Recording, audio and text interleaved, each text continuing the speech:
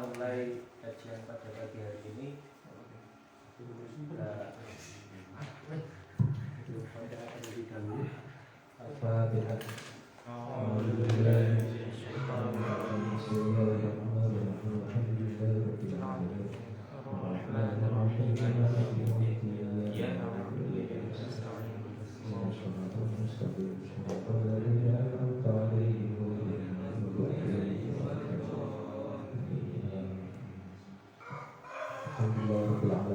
Kita sedikit kesempatan untuk bersama-sama menuntut ilmu ya, melanjutkan kajian kita.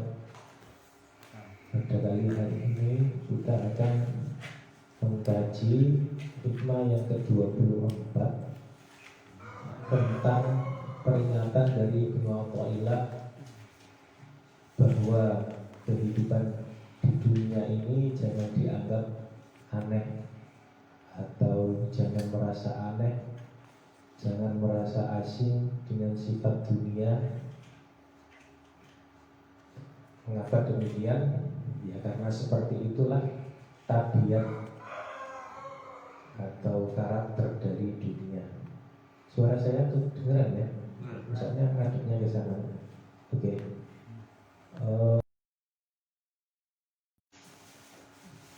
Saya mulai dari makalahnya ini ya. La tastamrid wuku al-aqdari ma dumta fi hadhihi dar fa innaha ma abrozat ila ma huwa mustahiqu wasfiha wa wajibun atiha. Jadi la tastamrid, kamu kalau dengar kata hurib itu kan aneh, asing. La tastamrid, jangan merasa aneh, jangan merasa asing. Uku al-aqdar, akdar itu keruh dari kadaru. Berarti ini dia jamak. Al-aqdar kullu ma yaqduru 'ala nafsi wa yu'limuha. Jadi segala sesuatu apa saja yang membuat jiwa ketidaknyamanan yang ada di dunia ini. Mengapa? Fa'innaha, karena sesungguhnya ad-dunya hadhihi dar ini ma abrozat, tidak akan menampakkan illa ma huwa, kecuali apa yang dia mustahiqu wasfiha. Mustahiqu wasfiha itu maksudnya apa yang berhak dari sifatnya. Sifatnya dunia ya demikian, wa wajibun atiha, dan cirinya juga demikian. Saya jelaskan perlahan-lahan. Sebab yang ia tampakkan hanyalah yang memang layak dan mesti menjadi sifatnya. Jadi kita tidak boleh heran dengan segala kesusahan, kepayahan, kemudian kegalauan yang ada di kehidupan dunia ini, karena memang watak dari dunia itu seperti itu. Sesuatu yang mungkin Anda anggap, sampean anggap ini ya senang, susah, bahagia, tapi justru sebetulnya dia hakikatnya adalah cobaan buat kalian. Mungkin kita lolos ketika diuji dengan kesusahan, tetapi tidak jarang dari kita yang terlena dengan kenikmatan yang diberikan oleh Allah Subhanahu wa ta'ala. Nah, seringkali kan kita merasa bahwa kenikmatan itu bukan ujian dari Allah. Mengapa? Ya karena kita menikmatinya sampai lalai gitu ya. Bahwa di Al-Quran itu disebutkan bahwa innama amwalukum wa auladukum fitnah, bahwa anak kemudian mal, harta, sebetulnya amwal itu tidak hanya harta uang, kemudian mobil, kemudian hal-hal yang berbentuk Tetapi segala sesuatu yang kamu tendensius kepadanya itu mau. Dari kata mailun, condong. Ketika hatimu condong kepadanya, kemudian merasa tendensius dan ingin memilikinya, itu mal, amwal. Kalau misalnya kalau seorang petani, amwalnya apa? Sawah. Kalau pedagang ya dagangannya. Kalau misalnya guru, ya berarti ilmunya. Itu amwal gitu. Kita condong mail. Innama amwalukum wa auladukum fitnah. Jadi harta itu adalah fitnah. Fitnah di situ adalah cobaan. Nah, jangan dikira sesuatu yang nikmat-nikmat itu adalah cobaan dari Allah. Ya, kemungkinannya kalau tidak ujian ya berarti cobaan. Itu aja. Di dunia itu. Dunia itu dari kata ini loh. Apa namanya? Adna, bentuk yang lain. Adna, rendah. Sesuatu yang rendah dunia itu. Nah, di sini bukan berarti kita ini ya, bukan berarti saya mengajak untuk ini merendahkan dunia, bukan. Tetapi kita mengetahui watak aslinya supaya kita tidak terlena terhadap dunia. Itu yang perlu diwanti-wanti. Orang-orang sufi itu membenci dunia bukan dalam rangka mereka tidak menyukai dunia, tetapi untuk mengantisipasi mereka supaya tidak terlibat terlalu jauh ke dalam kenikmatan yang ada di dunia. Itu pesannya ya. Nah, kemudian syaratnya ini ja'alallahu dunya dara fitnatin wa ibtila'in. Jadi Allah menjadikan dunia ini fitnah, ibtila, cobaan juga. Jadi kata dari fitnah ada empat, ada empat, setidaknya empat makna yang makna dasar dari kata fitnah itu. Yang pertama al-ibtila, kemudian al-ikhtibar, yang ketiga al-imtihan, dan al-fitnah. Itu sama semuanya, menguji. Orang-orang Arab dulu ketika mengatakan kata fitnah itu dalam rangka untuk menguji, memisahkan antara emas dan campurannya supaya dibedakan. Itu diambil emasnya. Mereka berkata fatan tu al-dhahab wal fiddah. Saya menguji perak, emas dan perak supaya untuk apa? Mendapatkan emas yang murni. Dari kata fitnah itu adalah menguji. Ya, biasa kan emas itu kan tidak langsung berbentuk emas, dia bercampur dengan apa saja gitu ya. Nah, kemudian diambil emasnya saja. Nah, mereka menggunakan kata fitnah itu. Fatantu al-dhahab wal fiddah.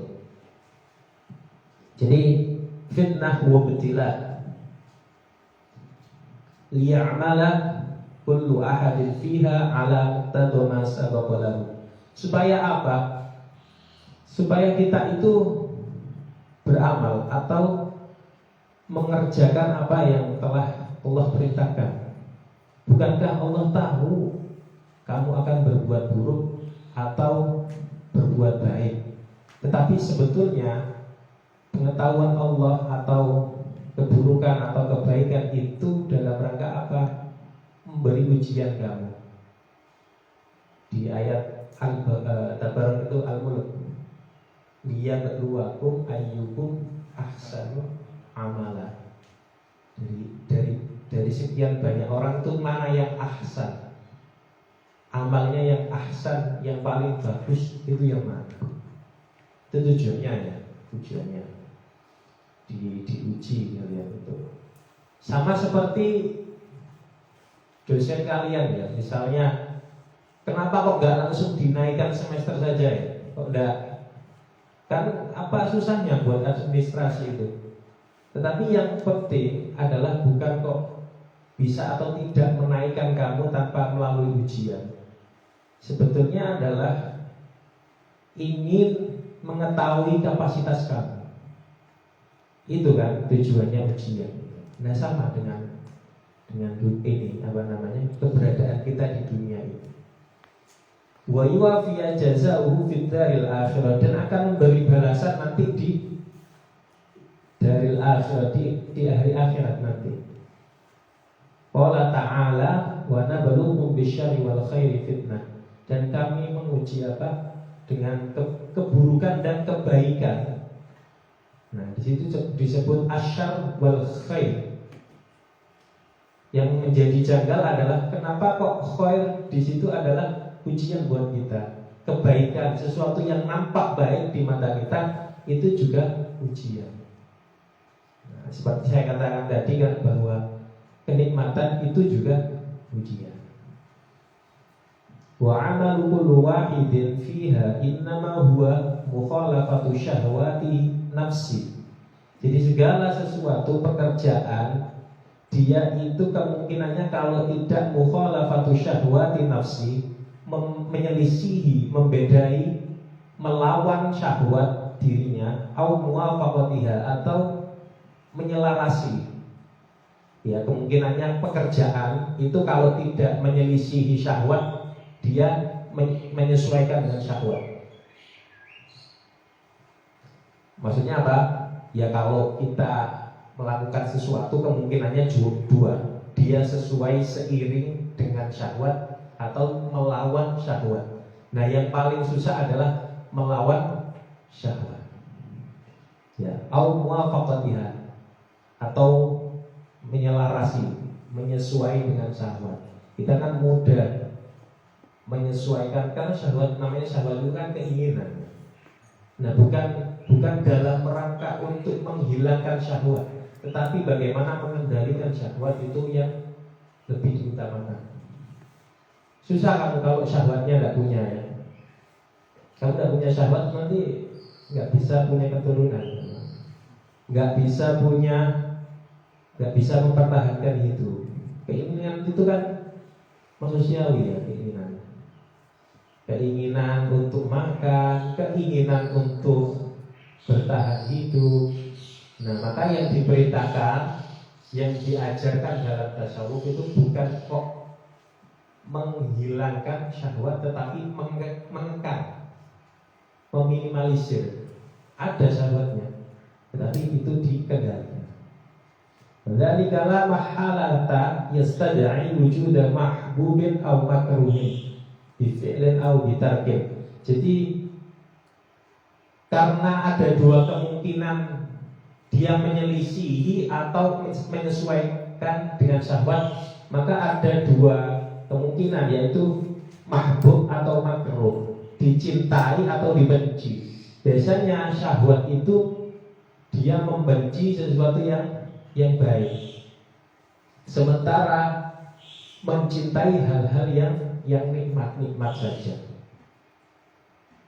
Makanya ada hadis Nabi itu kan berkata begini, khuffatil jannah bisyahawat wa khuffatil jannah bil makari. Jadi surga itu dikelilingi dengan sesuatu yang kita benci. Wa khuffatin nar bisyahawat, dan neraka itu dikelilingi dengan sesuatu yang enak-enak. Ya kan? Mahbub, biasanya yang dicintai itu sesuatu yang enak-enak aja. Makanya di neraka itu dikelilingi oleh ini berbagai hal yang menyenangkan. Misalnya apa yang menyenangkan? Ya, mabok, kemudian judi, terus zina, kemudian di diskotik, itu kan sama dilihat gitu. Nah, sementara di surga itu kelilingi oleh sesuatu yang kita nggak suka datang ke sana. Di masjid itu loh, sebetulnya antara masjid, ya, masjid dengan warung kopi saja. Ya, bukan berarti warung kopi tidak boleh dikunjungi, ya.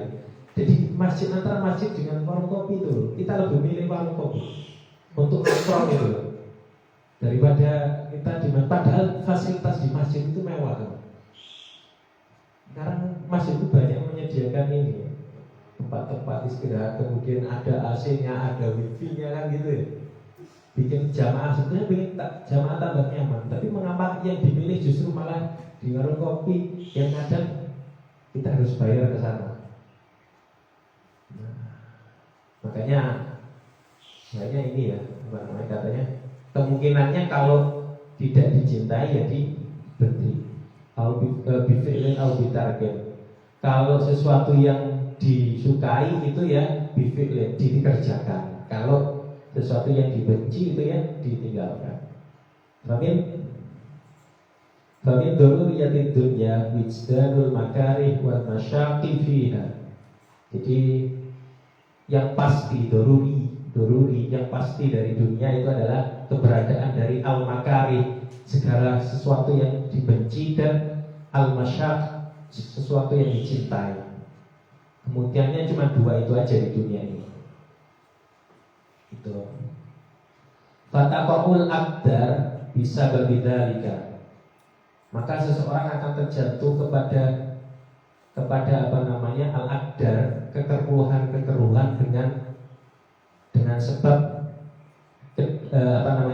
al-makari wal masyaq. Wa aidan fa hasilud dunya umurun wahmiyatun. Ini yang saya garis bawah, ini penting.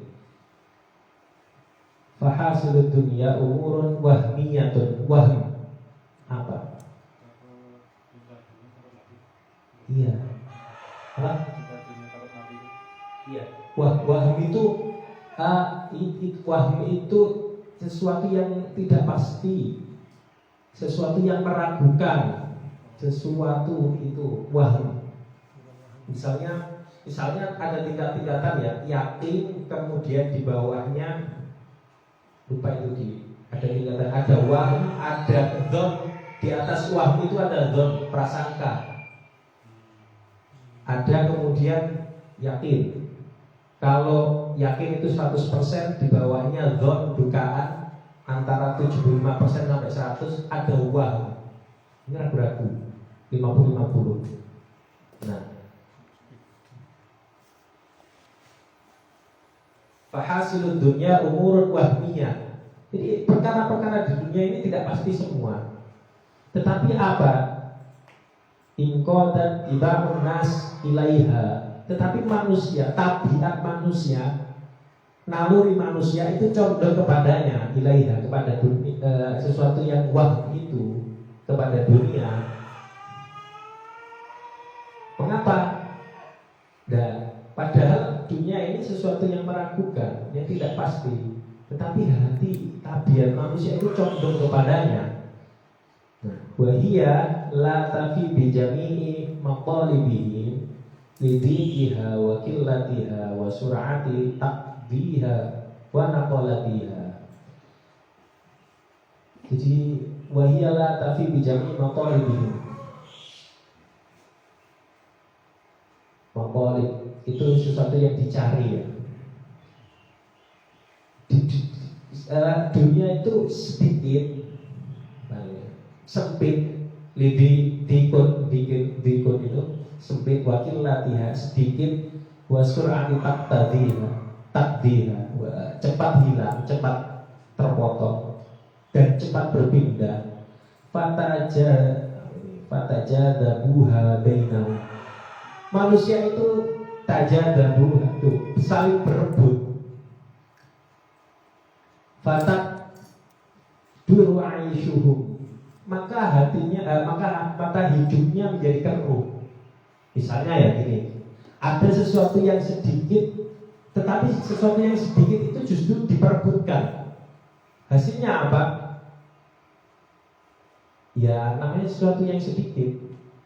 Maka tidak semua orang bisa mendapatkan. Mereka berlomba-lomba untuk mendapatkan karena sedikit. Itu ibaratnya begitu.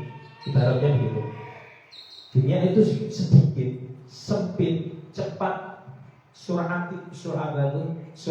surati takdiha ini ingkitok takdir. Cepat hilang, cepat berpindah tangan, ya kan? Sesuatu yang sedikit, orang berlomba-lomba supaya sesuatu yang sedikit ini tidak cepat hilang, maka dia cepat-cepatan dapat gitu. Seperti ayam penyet itu loh, itu kan terbatas kan. Kamu kan berlomba-lomba kalau sudah jamnya itu supaya bisa ngambil kan gitu ya. Atau sambal terinya bukan itu loh. Kan cuma satu mangkok itu kan. Nah itu kalau kamu nggak cepet-cepet ngambil, itu akan habis. Makanya tidak jarang kita saling sikut-sikutan ya ketika ingin mendapatkan sesuatu yang sedikit itu. Sama, ibarat dunia juga seperti itu. Dunia itu dikit, sempit, maka orang berlomba-lomba, berantusias untuk mendapatkannya. Padahal ada yang lebih banyak, lebih kekal, yaitu apa? Akhirat. Nah, makanya saya pernah menulis begini. Apakah dunia itu bisa dibandingkan dengan akhirat? Menurut saya tidak ya. Kenapa? Karena sesuatu yang fana itu tidak mungkin diperbandingkan dengan sesuatu yang kekal. Akhirat itu kekal, abadi. Sementara dunia terbatas. Walam yahsilu ala kulliyati agradihim, sehingga mereka tidak menghasilkan, mendapatkan segala sesuatu yang mereka kehendaki. Agradi. Nah, itu syarah dari ikannya ya. Nah, kata ini wa fi ba'di hikayat al-manqula an Ja'far Shadiq radhiyallahu anhu. Ja'far Shadiq gitu ya. Man talaba ma'lam yukhlaq lahu at'aba nafsa. Barang siapa talaba mencari ya, malam yukhlaq sesuatu yang tidak diciptakan, khalaqo itu. Barang siapa mencari sesuatu yang tidak diciptakan lahu baginya, at'aba nafsa, maka dia akan payah, sama saja dia menyusahkan dirinya. Walam yurzaq, dan dia tidak akan diberi. Faqila lahu wa madzaka, apa itu sesuatu yang tidak diciptakan? Ar-roha fid dunya. Ar-roha, ketenangan, kemudian ketenangan, kenyamanan. Roha itu istirahat itu, istirahat. Ketenangan di dunia, kenyamanan di dunia itu tidak akan kamu dapatkan. Kenapa? Karena itu tidak diciptakan. Lam yukhlaq lahu, sama saja at'aba nafsa, kamu itu mempersulit, memayahkan dirimu. Nah, ini lebih asik lagi ya. Qala ba'dul bulagha multamisus salama fi daril matalif wal ma'atib. Jadi kamu mencari iltamis, mencari as-salama, keselamatan, kesejahteraan fi daril matalif, di dalam dunia yang, di dalam rumah yang rusak, kemudian ma'atib,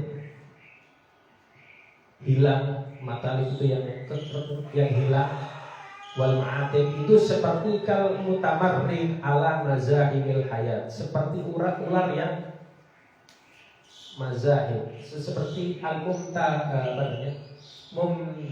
mutamarrid itu orang yang bergulung-gulung itu ya, seperti orang yang bergulung-gulung ala mazahimil hayat, di atas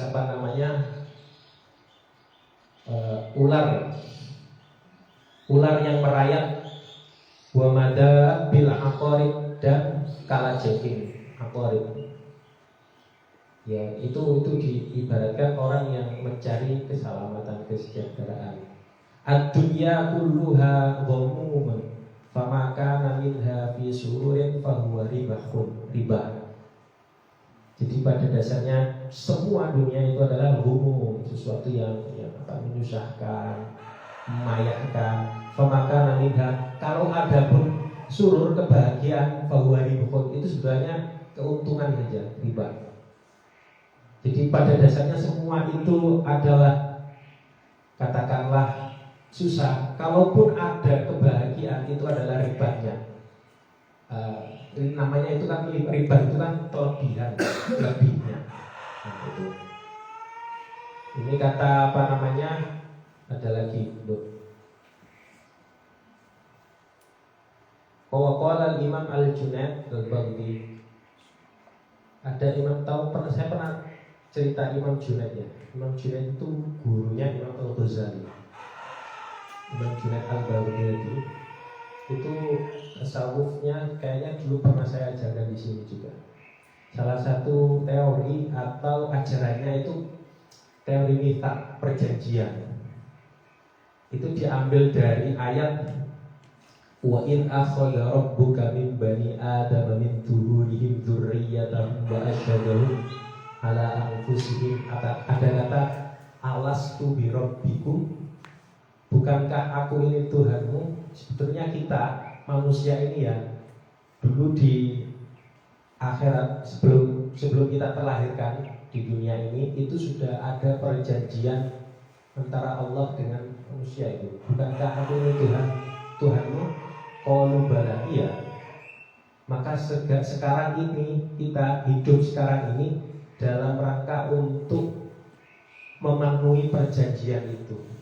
Kita kembali kepada Allah, tujuannya untuk memenuhi perjanjian itu, hanya menuhankan Allah semata. Itu teori kita seperti itu. Itu kata Imam Junaid, sebetulnya segala bentuk perjalanan hidup manusia itu adalah dalam rangka untuk memenuhi janjinya dulu, yaitu hanya mempertuhankan Allah semata. Karena pada kenyataannya kita sendiri dalam hidup ini kan tidak selalu ya mempertuhankan Allah. Pengen bukti ya? Ya banyak lah. Kamu terlalu mengkhawatirkan sesuatu yang belum terjadi, itu juga bentuk sebetulnya kamu tidak mempertuhankan Tuhan. Kalau kamu mempertuhankan Allah saja, kamu tidak akan takut dengan sesuatu yang akan terjadi itu. Kamu khawatir dengan sesuatu itu. Menuhankan ini Android ini kalau nggak ke bawah serasa kayak nggak hidup saja. Nah, ini Tuhannya orang-orang modern sekarang ini, Android itu. Nah, Imam Junaid berkata begini, li'anni qad asaltu aslan.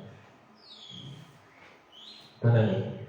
Lastu astadsyu'u ma yaridu alayya minal alam. Astadsyu'u, menghasrati. Aku tidak akan menghasrati segala sesuatu yang silih berganti alayya, atasku, minal alam, dari alam semesta ini ya. Li'anni qad asaltu aslan, karena aku punya prinsip begini. Wa huwa anna dunya daru hammin wa ghammin wa bala'in wa fitnatin. Ini prinsipnya apa namanya Imam Junaid. Wa annal alam kullahu syarrun, dan semua di dunia ini adalah keburukan. Kata Imam Junaid begitu. Sehingga dia tidak punya prinsip, tidak akan terpikat dengan dunia. Itu ya. Ini baru syarahnya. Saya next saja ke penjelasan berikutnya.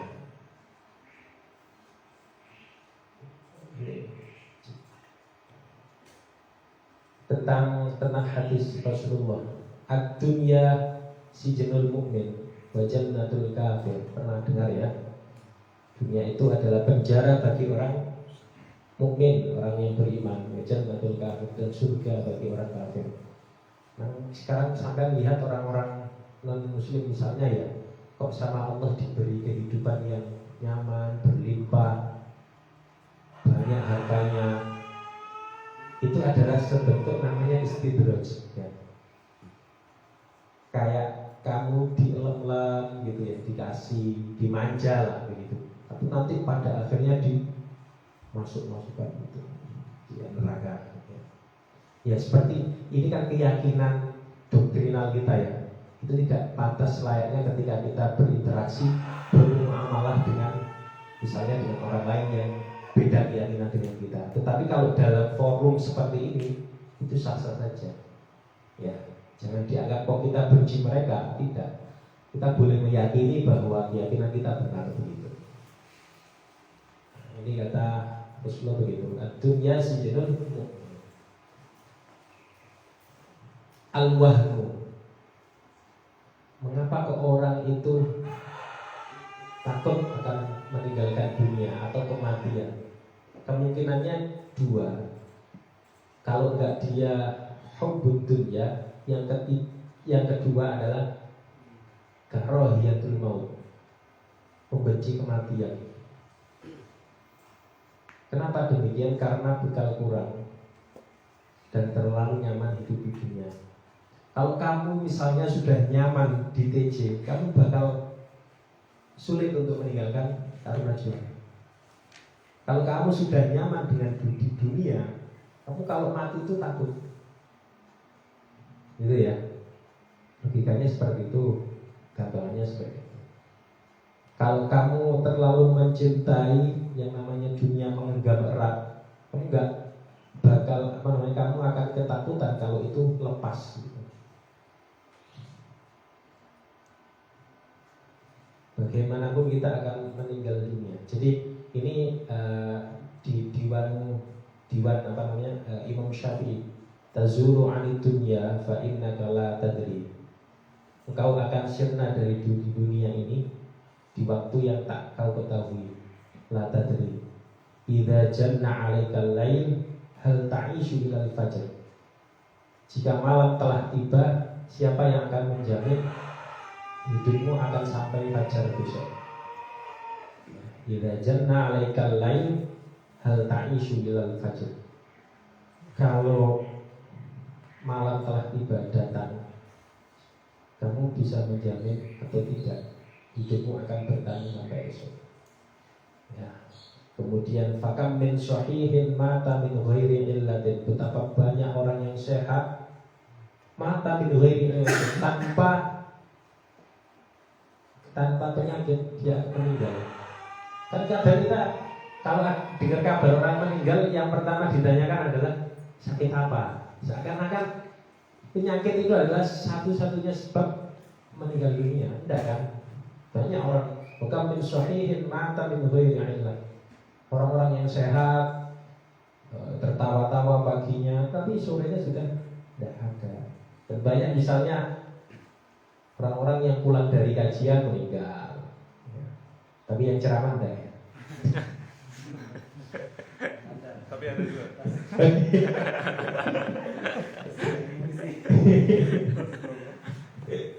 Banyak yang muda-muda beruang, yang tua-tua enggak. Ya, semuanya meninggal ya. Bahkan min saqamin asya hinan minad dahr. Bahkan justru orang yang ini orang yang sakit dia enggak mati-mati. Min saqam. Dia yang apa namanya? Saqam itu sakit. Dia yang menderita sakit bertahun-tahun, tetapi asyahinan minad dahr, dia malah berapa banyak orang sakit namun bertahun-tahun dia lalui, karena dia sampai berharap ingin meninggal karena sakitnya. Ada orang, saya pernah juga menjumpai orang-orang tua itu ya, kan mungkin sudah tidak ada seangkatannya dia itu ya, sampai bilang ingin meninggal, ingin mati, berdoa cepat mati gitu. Usianya udah 100-an, udah 90-an gitu. Makanya sama jangan salah berdoa ya, minta usia yang panjang saja, tetapi ya Allah berikan saya usia panjang dan yang berkah. Tapi kalau kamu usia panjang aja, buat apa panjang? Tapi teman-temanmu semua sudah meninggal gitu. Enggak asik hidup sebatang kara itu. Kemudian wa kam min fata amsa wa asbaha shahihan. Berapa banyak anak-anak muda tertawa ketika sore dan pagi. Wa akfanuhu fil ghaib tunsaju wa huwa la yadri. Padahal kehidupannya sedang ditenun tanpa ia sadari. Kita tertawa-tawa, terbahak-bahak, padahal di kain, orang tukang kain itu sedang menenun kain kafan. Nah, jangan lama-lama lah membahas yang ini ya. Saya juga soalnya musuhnya COVID ya. Ada dua jenis kematian. Ada namanya filosof Martin Heidegger, orang Jerman ya. Jerman itu bukan sekarang di abad-abad modern. Jerman itu banyak menghasilkan para filsuf ya. Mengapa? Hidupnya makmur di sana. Orang yang berilmu itu benar-benar difasilitasi. Dosen-dosen saya di UIN itu juga banyak lulusan dari Jerman. Mereka di sana mempelajari Al-Quran. Ya, di sana ada kayak itu Scorpus itu manuskrip tua itu di sana ada di Jerman itu. Jadi intelektual ya kerjanya belajar dan itu dicukupi oleh pemerintah. Martin Heidegger ini salah satu filosof yang berpengaruh di abad 20 ya. Bisa sampai nanti browsing lah di bagaimana lengkapnya pemikirannya. Ada 2 kematian ya menurut dia ini. Ada Sterben itu bahasa ini di bahasa Jerman. Mati yang direncanakan dan off-label, mati yang tidak direncanakan. Maksudnya begini, ada orang yang justru dia menyongsong kematiannya, menjemput kematiannya. Ini orang-orang baik, orang-orang soleh itu sebelum dia mati dia pamitan dulu. Biasanya ada kasih isyarat-isyarat gitu. Dia merencanakan akan meninggal pada kondisi seperti apa. Dan nanti ini yang akan dihubungkan dengan ini. Yamutul maru ala ma'asya alaihi wa yashuru ala mata alaihi. Ini hadis ya. Jadi seseorang itu akan meninggal ditentukan dari perilaku kehidupannya sesuai dengan kebiasaannya. Dia akan meninggal sesuai dengan kebiasaannya. Nah, kalau yang Sterben ini mati yang direncanakan. Kalau yang off-label ini mati yang tidak direncanakan. Seperti matinya radio. Mati ya sudah mati gitu. Atau matinya kalau kamu kehabisan bensin di jalan itu kan tidak direncanakan kan? Tiba-tiba mati gitu. Ini yang mati yang tidak direncanakan. Sterben ada off-label. Nah, dari poin sebenarnya Pak, dari poin ini hadis ini kita dapati bagaimana membangun kebiasaan. Sebab orang itu akan dimatikan sesuai dengan kebiasaannya. Makanya kita harus membiasakan diri dalam aktivitas yang baik supaya tujuannya husnul khotimah tadi. Sebab ada orang yang belum mati ya. Sebab ada orang yang belum mati tapi pada hakikatnya mati. Apa itu Pak? Mautun fi hayati la yamutu wa la yahya. Dia tidak mati. Hidupnya tidak bermutu dan menghabiskan biaya. Ada orang yang tapi dia dianggap mati oleh orang lain. Keberadaannya wujuduhu ka'adami. Wujudnya tidak dianggap. Ya itu pesan buat kita ya. Sebenarnya kita itu ada, tapi tidak dianggap keberadaan kita itu. Itu namanya sebab ada orang yang belum mati tapi pada hakikatnya mati. Mautun fi hayati namanya ini. Mati di kehidupannya. Saya istilahnya gitu. Ada yang minimal inilah. Hayatun fi hayati. Hidup di kehidupannya. Ya dia hidup sebagaimana mestinya orang. Dia dianggap keberadaannya sekarang itu dianggap. Nah, yang bagus ini hidup di kematiannya. Sekarang itu ya karena musim pandemi aja ya. Para wali-wali itu makam-makamnya kan dikunjungi. Mereka hakikatnya sudah mati. Mereka secara fisik kita lihat sudah meninggal, tetapi masih hidup. Bisa menghidupi orang-orang di sekelilingnya. Itu namanya hayatun ba'da mauti. Hidup setelah meninggal.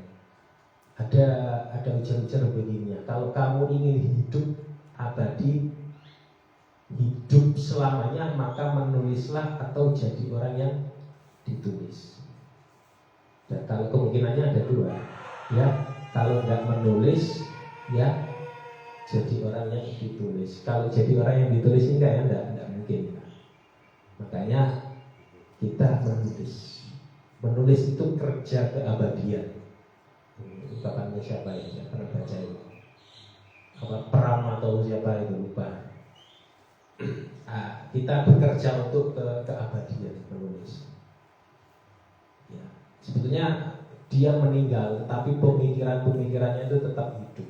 Nah, kita kenal ulama-ulama seperti Al-Ghazali, kemudian Ibnu Rushd dan yang sebagainya, para filosof. Mereka sudah meninggal, tetapi seakan masih hidup dengan karya-karyanya itu. Itu namanya hayatun ba'da mauti. Nah, ini saya beri tips ya. Saya enggak menyajikan kegelisahan saja, tetapi juga memberikan tips supaya kita bisa mengatasi kegelisahan itu. Ada namanya filsafat di Yunani, ini yang filsafat tua banget ya. Di Stoicisme namanya. Ada bukunya Henry Manampiring itu namanya Filosofi Teras. Nah, bagus banget itu. Saya suka itu. Ini saya ambil dari buku itu. Kaum Stoa. Kenapa kok dinamai filsafat teras? Stoa itu bahasa Yunani dari teras yang punya tiang itu di tengah-tengah alun-alun. Jadi mereka itu ketika belajar filsafat di teras-teras. Makanya disebut Stoicisme, Stoa. Nah, ini salah satu tokohnya. Sometimes are up to use, sometimes are not up to use. Jadi ada sesuatu yang up to use, di bawah kendali kita, dan ada are not up to us ya. Hal-hal tidak di bawah kendali kita. Nah, dari sini nanti memunculkan dikotomi kendali namanya. Contoh begini, hal-hal yang di luar kendali kita itu banyak sekali. Sementara yang ada di kendali kita itu hanya sedikit. Saya pernah mencontohkan ketika kamu berada di dalam kondisi macet, itu semuanya adalah hal di luar kendalimu. Apa yang ada di dalam kendalimu adalah bagaimana kamu menyikapi kemacetan itu. Kamu mau marah-marah, kamu mau memaki-maki, itu sepenuhnya ada di kendalimu. Tetapi yang di luar kendali itu tidak bisa kamu kendalikan. Omongan orang, persepsi orang tentangmu, opini orang tentangmu, itu semuanya di luar kendali. Tetapi bagaimana kita menyikapi omongan orang, opini orang, itu semuanya ada di kendali. Maka Stoicisme mengajarkan bahwa kebahagiaan sejati hanya bisa datang dari things we can control, yaitu hal-hal yang di bawah kendali kita. Bagi para filsuf Stoa, menggantungkan kebahagiaan pada hal-hal yang tidak bisa kita kendalikan, seperti perlakuan orang lain, opini orang lain, adalah tidak rasional. Ya, makanya sebetulnya saya banyak mendapat pelajaran dari bukunya Filosofi Teras itu ya. Banyak mengubah mindset. Sesuatu yang menganggap, sesuatu yang mengganggu dirimu itu di luar kendalimu, jangan kamu perhatikan terlalu serius. Supaya mendapat resepnya kaum Stoa ini. Kamu mau marah, bisa, ini tujuannya nanti ini. Tujuan yang ingin dicapai, pengendalian emosi negatif. Mengendalikan emosi negatif. Jadi menahan amarah, kemudian menahan diri supaya tidak marah dan sebagainya. Memfokuskan diri kepada hal-hal yang kita kendalikan saja. Yang bisa sepenuhnya bisa kita kendalikan, itu saja yang bisa kita pegang erat-erat ya. Itu yang ingin dicapai oleh Stoicisme. Untuk lebih lengkapnya sampai baca sendiri bukunya, ada. Kayak saya ada PDF-nya, tidak salah. Filosofi Teras itu. Ada beberapa macam kebajikan ya, ada kebijaksanaan, wisdom, kemudian justice. Keadilan itu bukan berarti kesetaraan ya. Kan kita mengajak biasanya cobalah berbuat adil, yaitu apa? Menyamakan. Enggak. Kalau keadilan di sini memperlakukan orang lain sesuai porsi dan proporsinya. Kalau kamu punya adik yang usianya 10 tahun dengan adik yang usianya 15 tahun, kamu memberi sakunya apakah sama? Saku uang? Enggak. Bukan berarti kamu udah adil, tetapi sesuai dengan porsi dan proporsinya. Kalau 15 tahun misalnya dikasih 10.000, kalau yang 10 tahun dikasih uang 5.000. Ini beberapa yang ingin disampaikan oleh filsuf stoicisme. Itu aja ya. Udah jam 6. Ya, kurang lebihnya mohon maaf. Ada diskusi? Ya. Dari semua ulasan tadi itu saya ingin mengkonfirmasi. Yang diwanti-wanti itu adalah pemenuhan syahwat duniawi ataukah kepemilikan sebenarnya kutip atas duniawi. Itu pertama berarti diwanti-wanti itu adalah pemenuhan syahwat duniawi ataukah kepemilikan atas dunia. Sebenarnya kepemilikan ya. Antara dua itu ya. Iya, jadi yang diwanti-wanti itu yang mana? Ataukah sebenarnya dua itu ada hal yang sama? Kepemilikan atau pemenuhan. Pemenuhan sama. Sebetulnya bisa dua-duanya mas. Bisa kepemilikan supaya tidak terlalu antusias untuk memiliki segala sesuatu yang itu kita inginkan. Sebab kalau kita memenuhi segala keinginan kita itu mustahil ya. Sebab keinginan kita banyak, tapi kebutuhan kita hanya sedikit. Yang kita butuhkan itu sebenarnya sedikit, tetapi yang membuat banyak itu adalah keinginan kita. Nah, yang diwanti-wanti bisa dua-duanya. Jangan terlalu memiliki hasrat untuk memiliki, dan jangan terlalu memiliki hasrat untuk apa yang kedua?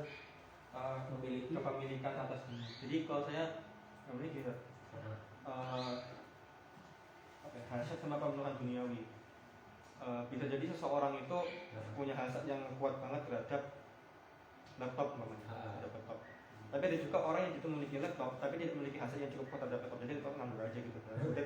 Ya dia perlu, tapi ya udah gitu aja. Jadi sebenarnya dia diwanti-wanti itu adalah kepemilikannya. Kalau kepemilikan kan soalnya ada kaitannya sama Allah ngasih dia sebagai rezeki kita begitu kan. Ataukah hasratnya itu sendiri yang sebenarnya diwanti-wanti? Ya, iya itu hasrat itu yang hasrat. Kalau kepemilikan itu itu kan pemberian ya, artinya ya kita memilikinya boleh lah, tapi jangan sampai berhasrat ingin yang lain, kemudian ingin mendapat yang lain yang lebih baik, apa namanya kualitasnya atau apanya ya, yang juga itu yang tadi yang hasratnya itu. Kalau kepemilikan itu kan anugerah dari Tuhan, dari Allah ya. Maka kita harus menjaganya. Pada prinsipnya sebenarnya prinsipnya itu yang pernah saya katakan juga, bahwa kalau kita berusaha untuk memenuhi keinginan sementara yang kita butuhkan sendiri hanya sedikit saja ya, maka kita akan capek dengan pemenuhan atas keinginan kita. Peran tasawufnya di sini. Untuk tasawuf itu kan ilmu supaya kita bisa ngerem, jangan pakai gas terus dalam kehidupan ini. Ya, tasawuf ini yang alat untuk mengeremnya. Barangkali itu dulu. Mas benar gimana? Kalau saya tadi karena dunia itu penuh sama antara dua ya. Kalau enggak ujian sama cobaan. Terus kalau kenikmatan itu cuma kayak bonus. Terus kan kita juga kalau misalnya untuk menghadapi ujian dan cobaan hanya satu kan ya, sabar. Terus konsep syukurnya di mana tuh? Apakah kita bisa bersyukur dalam cobaan, kayak misalnya kita ada keluarga yang meninggal terus bersyukur gitu, atau konsep bersyukurnya itu gimana? Iya, mengkondisikan diri dalam berbagai situasi itu penting, termasuk yang dituntut, yang supaya bisa kita lakukan adalah bersyukur itu tadi dalam segala sesuatu. Makanya ketika ada kabar duka yang kita ucapkan pertama kali, alhamdulillah, innalillah. Alhamdulillah itu bukan berarti bersyukur atas meninggalnya kabar duka itu ya. Tidak. Alhamdulillah kita masih diberikan kehidupan, belum meninggal seperti itu. Dan supaya kita bisa melakukan kebajikan lebih banyak, alhamdulillah ya. Kemudian innalillah adalah ucapan untuk maka yang memang yang paling sulit adalah bersyukur dalam keadaan tidak punya, ya kan? Kalau dalam keadaan punya itu kan, ya namanya punya kan mudah untuk bijak bilang alhamdulillah. Tapi kalau orang-orang susah, kemudian orang yang tidak punya itu kan, ya bagaimana dia sempat bersyukur? Ya, makanya kita belajar supaya bisa untuk ini kan, bisa menerima segala kondisi, ridho dengan segala kondisi yang telah Allah berikan kepada kita. Itu peran syukurnya di situ ya. Oke, udah lama. Saya nanti takut memotong aktivitas yang lain. Kurang lebihnya mohon maaf. Assalamualaikum warahmatullahi wabarakatuh. Waalaikumsalam warahmatullahi wabarakatuh. Bes.